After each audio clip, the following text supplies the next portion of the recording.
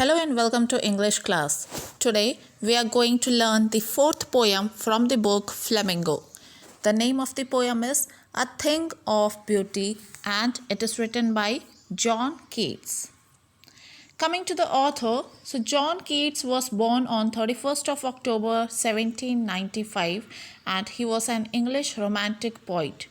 He was one of the main figures of the second generation of romantic poets, along with Lord Byron and Percy Bysshe Shelley. We call him P.B. Shelley also. Despite his works having been in publication for only 4 years before his death from tuberculosis at the age of 25.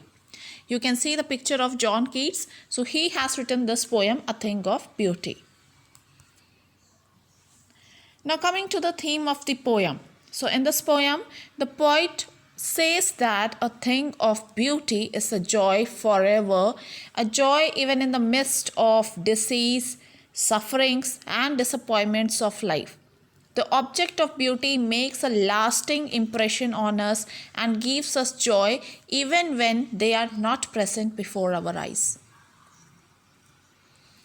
Now telling more about this poem, so A Thing of Beauty poem, it is not just this poem, it is an excerpt from John Keats' poem Endymion, which is a poetic romance. Okay, so this A Thing of Beauty poem is an excerpt from a bigger poem which was written by John Keats. And this poem Endymion was based on a Greek legend. So being a romantic poet, John Keats talks about love, beauty and youth in this poem. In fact, the poem reflects his attitude towards beauty. The poet believes that beauty is intransient and gives us the same pleasure again and again.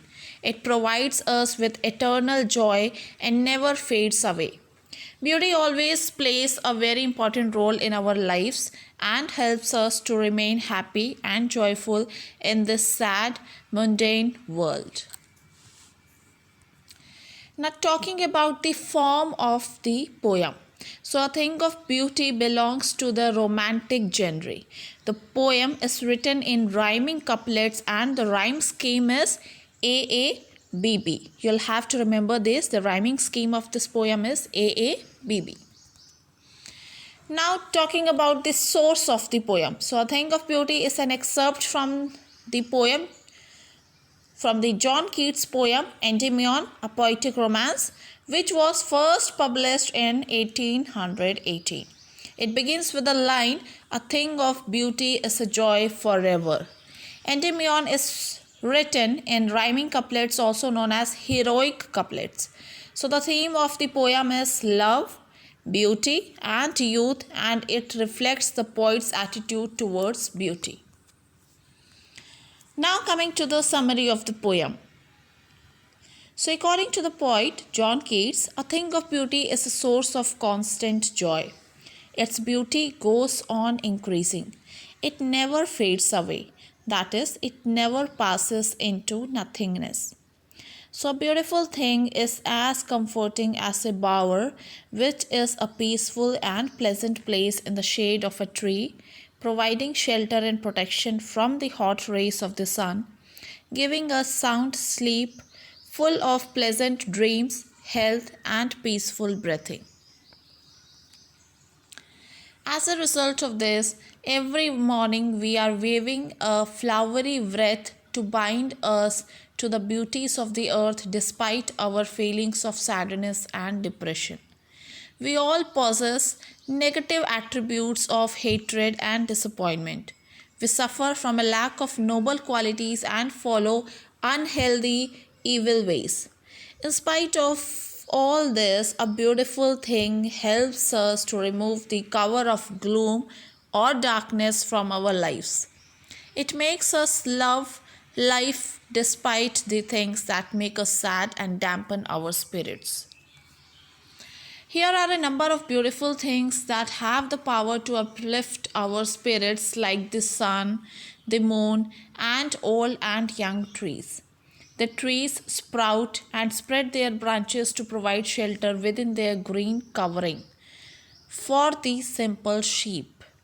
Similarly, the sight of daffodils blooming within their green surroundings, the clear and small streams of water which make a cooling shelter for themselves against the hot season, the thick mass of ferns looking grand with their beautiful musk roses, are all things of beauty that makes us feel happy. The mighty dead people whose achievements have made them great and powerful inspire us through their sagas of noble works. Their legends and stories enthuse us and we imagine their magnificence. A beautiful thing is also a source of joy, just as the lovely tales we have heard or read give us profound happiness. It is like a fountain of immorality gushing out from nature's endless fountain pours its sacred and immortal drink into the heart and soul of man and is a source of immense joy for us. So this was all about the poem. It is a very beautiful poem in which John Keats has described that a thing of beauty is always a joy for us. Okay, this is the main theme also of this poem. Now let us come to the literary devices, or you can say the poetic devices of this poem. It is always, I have already told you that it is an important part of the poem. You need to remember all the poetic devices of all the poems. So first is rhyming scheme. Rhyming scheme AABBC, forever, never, keep, sleep, breathing. So we have the rhyming scheme as AABBC. Second literary device, that is alliteration. Alliteration, I have already told you, use of consonant sound at the start of two words which are close in series. So what is alliteration? In the first paragraph itself, in the starting 4 lines, you will get sleep, sweet. So this is alliteration. Now we have metaphor as our third literary device. So bower quiet. Calmness of the bower is compared to the calming effect of a beautiful thing. So this is metaphor. Now bower quiet, which is a metaphor here, refers to a quite shady part in the garden. Now we have so many metaphor used in the poem, that is sweet dreams, happy dreams, wreathing a flowery band connecting to nature, pall, which is a covering like a shroud, and endless fountain of immortal drink. So these all are metaphor. Next poetic device used in the poem is alliteration. Now what is alliteration? So noble natures, N, cooling, covert, C, band to bind, B. All these words are close together and the first alphabet of the letters of the words are consonants. So this is alliteration. Next poetic device, imagery.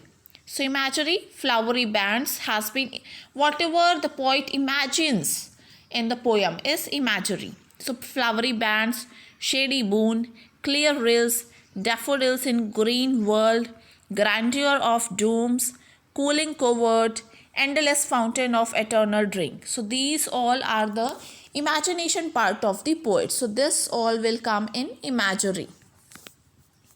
Next poetic device, coming to the next poetic device, we have simple sheep. So this is symbol. So refers to mankind as Christ is considered the shepherd who leads human souls out of the dark world of sins and temptations. So we have this poetic device symbol, so in which simple sheep has been symbolized. Next and the last poetic device used in the poem is oxymoron. So we have mighty dead as oxymoron. Okay. Oxymoron means when two words are written in the same place, are written together but have the different meaning. Two words having different meaning but are used in the same place. That is oxymoron. So mighty dead. They both are opposite to each other. So but are used in the same place. So this is why oxymoron is the poetic device here. So this was all about the poem A Thing of Beauty by John Keats. That's all for the video. Until the next video, keep learning and keep recalling. Thank you.